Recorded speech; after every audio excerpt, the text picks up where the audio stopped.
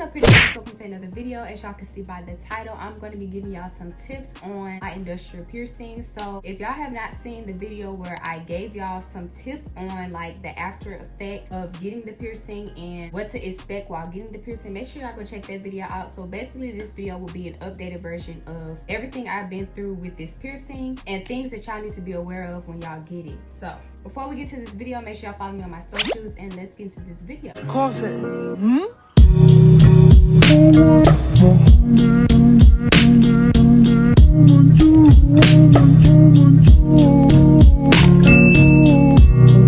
So first, I do want to say that I typed down some things in my notes, like every single time I noticed something about this piercing. So this is what it looks like, y'all, and I did change it, and I have like this key earring in it, so it's like a key. And I will be doing an earring haul while I show y'all like some earrings that I have for this piercing. So it's just a key and it's very cute, but I'm gonna be explaining to y'all like a lot of stuff that I went through with this piercing and what to expect or how to prevent getting all types of stuff with this piercing, because this piercing can be very effective and can get infected very easily. So first I want to talk about your hair and how to wear your hair. So I think in my last video I told y'all can't really wear your hair down, but I'm gonna be totally honest with you. You can wear your hair however you want to, but if you do not like pain or if you don't mind it hurting or whatever, then you could wear it down. But I recommend you wear it however you want to wear it. But when you wear it down, make sure you like put it behind the ear just to get it out the way if you want your piercing to show, but do not have it all. It can get tangled. I'm gonna just say that it can get very tangled into your ear, and you don't want that because it does hurt when it gets tangled. And every time I do my hair, it does hurt. So that's why I take mine out now, and it doesn't close because it's been like 2 months since I had it, or 3 months, I don't know, I think it's 2 months, and it doesn't close easily. So I think after you get it, it closes easily, but since I had it in for 2 months, I take it out when I do my hair so it won't hurt or get tangled in anything, which is very smart. But when you get the piercing, you want to like wear your hair how you want, but I really recommend you wear it up just to prevent, you know, getting all the gel and stuff stuck in your ear, which you might want to be aware of that too, because every time I do my hair, I get product stuck in my ear, but I do take it out and clean it. But you have to know how to do all of that things. You need to know how to do it fast because you don't know if this thing gonna close up very easily. And I think one time mine was almost closing up, and you don't want that for this piercing. So make sure you wear your hair up. You can wear it down, but I recommend if you want to wear it down, take the piercing out and do your hair first and then put it in after you're done. That's what I do now when I wear mine, like pull it to the back like how it is now, or in a slick back. I take it out and then I do it from there. Then once I'm finished, I clean my ear and I put the piercing back in. So that's very smart. That's how you should do it. But you have to know how to do it quickly just in case your ear closes up. You don't want that. So I remember someone asking me like a question, how many times I clean it. I clean my ear every day now that it doesn't really hurt like that. But when I first got the piercing, I cleaned it every other day because I feel like if I mess with it every day, or when I mess with it every day, my ear hurts. And it's like I'm putting pressure on it just by cleaning it every day. So I wouldn't really recommend you clean it every day. I'd rather you clean it every other day to give it time to heal, and then it hurts when I keep messing with it. So that's why I try not to mess with it a lot.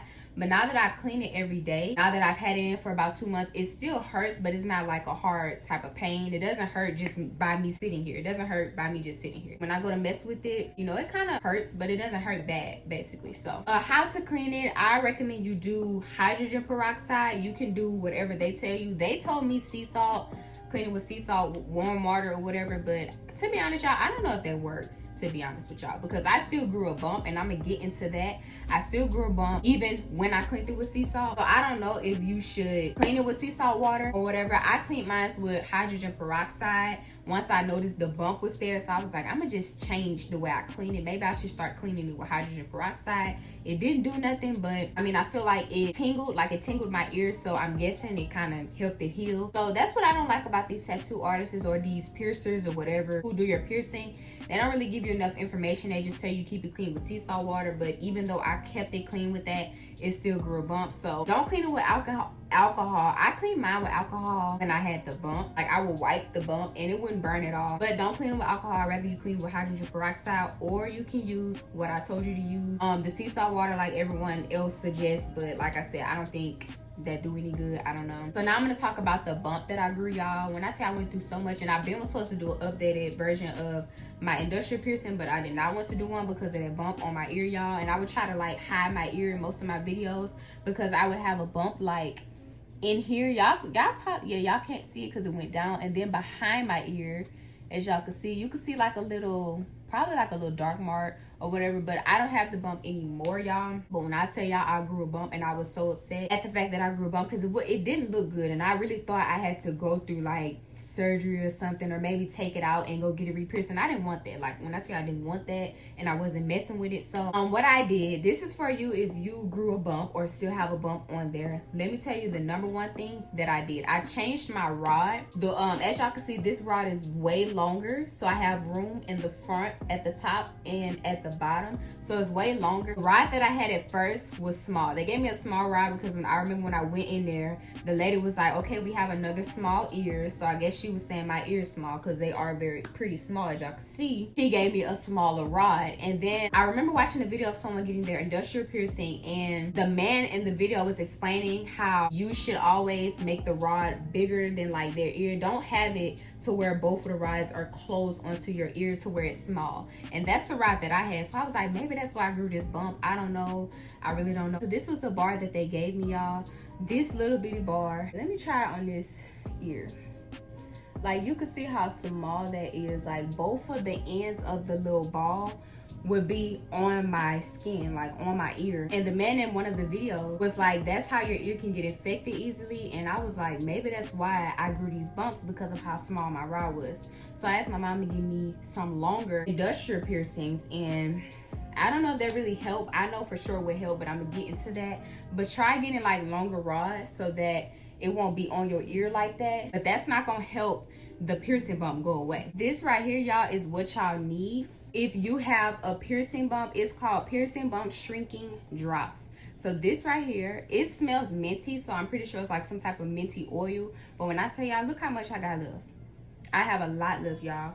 And I've been using it for a week, and I haven't used it no more after that, because as y'all can see by my ear, you do not see a bump at all, literally at all. So it went away. I wish I could insert a picture, y'all, but that is a disgusting picture of the bump, y'all, and it's like very big. It was very big and disgusting, so I'm not gonna insert that picture because I'm gonna get disgusted, and I don't know if y'all gonna get disgusted, but baby, I know I was disgusted. It just wasn't cute on a ear, just not cute at all. So I got this from Amazon, y'all, so y'all can get this from Amazon, and all you have to do after you clean your ear, you just open it, pull it over like this, and just let it go on your finger. I'm not gonna let it fall down because I don't want to waste it, even though I have a lot, but still. So you just let it drop on your finger, and you just rub it in your ear. Make sure your hands clean, and make sure that you just cleaned your ear. If you have a piercing bump, you can have a nose piercing, you can have whatever piercing, a belly piercing, whatever. If you have a bump, then I really suggest y'all use this. It smells like mint though, so I don't know if it's some type of mint oil, like I said, but y'all need to most definitely go get y'all one. It really helps. And when I tell y'all, it went away in like a day, and I'm not even making this up. Like, it went away in a day, but it didn't go completely away. Like, it was shrinking. You could tell like it was big at first. So after I applied the shrinkage drops, it went down, and like every day it went down, and now I don't have a bump. So I'm gonna do an earring haul very soon, but that's what I use to get rid of my bump, y'all. And to prevent getting the bump, I feel like y'all, like every time you clean your ear, I feel like you should really add that to prevent bumps from popping up on your ear as well. Even if you don't have a bump, I feel like you could clean your ear every single day and still apply that, still purchase it to prevent bumps from popping up on your ear. That's what I do every day. Even though mine is gone, I still apply it because I don't need none of that nasty stuff to come back. And I also put it on my other piercings. This is my first time getting piercings like this. I don't know if it could grow a bump, but I still put it over there because I'm not dealing with that no more. And I tell y'all, I would really try to hide the fact that I have an industrial piercing because of that nasty bump. But like I said, if you have a bump on your ear, it could be anywhere, you need to purchase that type of, I'm gonna show y'all one more time. It's called Piercing Bump Shrinkage Drops, and it says Urban Relief at the top. So y'all need to get y'all some. So make sure y'all purchase that. I don't know how much it costs. Y'all can look on the internet. My mom actually got it, so I don't know how much it costs, but I'm pretty sure it's not that high. Like I said, if it costs a lot, which I doubt it because it's very small, but small things be costing a lot too.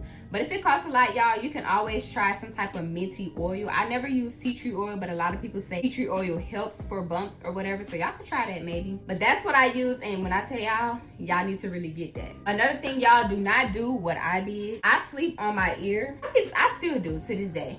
I try not to sleep on my ear because a lot of people say it puts pressure on your ear, and I try not to sleep on my ear, y'all, but I sleep very rough. Like sometimes I sleep on this side, sometimes I sleep on this side. Like I sleep very rough. But my advice to you is to try not to sleep on it because it does put pressure on your ear, and it can cause your ear to hurt as well. Like you might think your ear pain might go away, and this is what happened to me. Like I say 3 weeks after I got the piercing, my pain went away. So like I didn't feel nothing. I was able to do this. The swelling went down and everything. And ever since I was like, okay, so I could sleep on this side now. I slept on that side, y'all, and boom, it still hurts. Like it doesn't hurt bad, but it feel like you putting pressure on your ear and it's just hurting. So like I said, it doesn't just hurt while I'm sitting here. When I go to mess with it, it hurts, but it could also be because I'm cleaning it every day, but I have to get it clean. But how I clean my ear, I take the piercing out like I mentioned in the beginning. I take the piercing out and I clean it. Sometimes I clean the piercing with it in my ears. Sometimes I take it out. But every Sunday, I notice every Sunday or every Saturday when I wash my hair, I take the piercing out to clean it after I finish doing my hair. Or every single time I do my hair, I take the piercing out.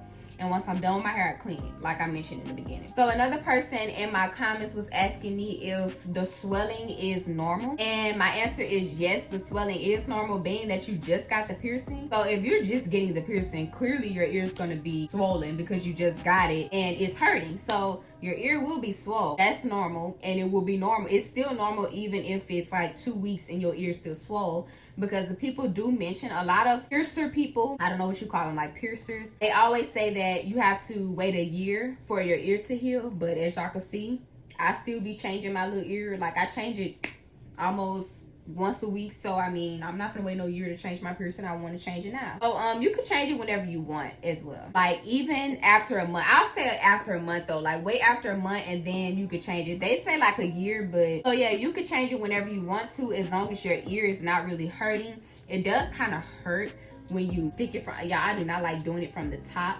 Like when I would demonstrate to y'all, but like how I take this out, I unravel it.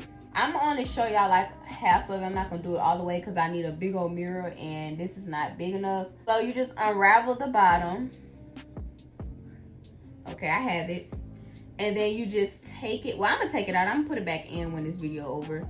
You take it out like that. So even it looks like I still have the bump there, but it's smaller. Like it's so small. So I don't think it will go away completely, but it will be a smaller bump. So this is how you take it out. I'm not even finna go all the way out. I gotta clean it. I'm not finna go all the way out because I don't like sticking this in from the top because it does not feel right when I do that. And it kind of still hurts up there. So yeah, but I'm gonna show y'all how to do it from right here. You just pull it right there. What? I messed up. Okay, like that.